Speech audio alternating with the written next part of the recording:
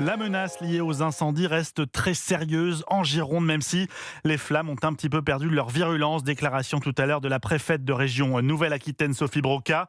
Le bilan, lui, n'a cessé de s'amplifier ce samedi. Près de 98 000 hectares partis en fumée sur tout le territoire depuis le début de l'année. Record historique, a précisé le ministre de l'Intérieur, Laurent Nunez. 140 maisons détruites par les flammes pour le seul département de la Gironde.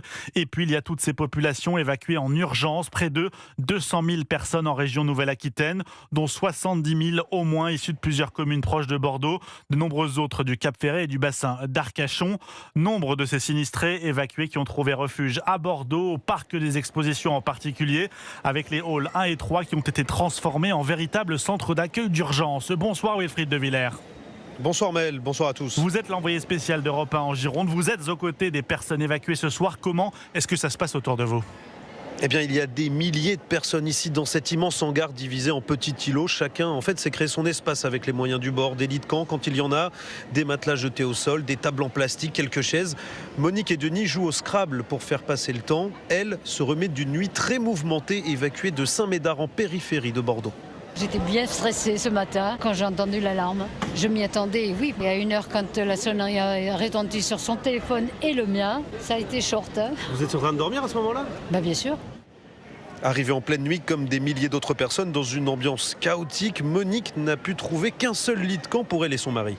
On fera le relais. Il surveillera les animaux pendant que lui, il dormira ou vice-versa. Et puis voilà. Un peu plus loin, Ludovic, lui, est assis sur une chaise, l'air épuisé. Cela fait déjà 3 jours qu'il est ici, sans lit. Difficile de fermer l'œil de toute façon pour lui.